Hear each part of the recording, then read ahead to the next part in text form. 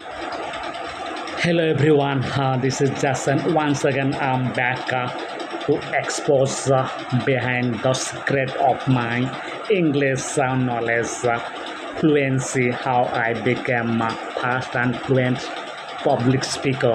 I'm ready to give fast and fluent speech in front of so many audience, 1000 whatever may be.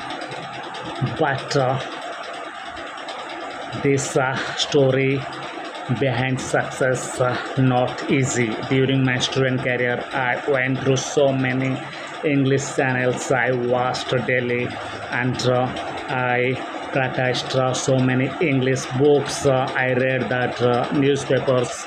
I go through, and that was my passion, dedication, and most important is I practice commentary in front of TV. Whatever I watch in TV during sports, that's my biggest power.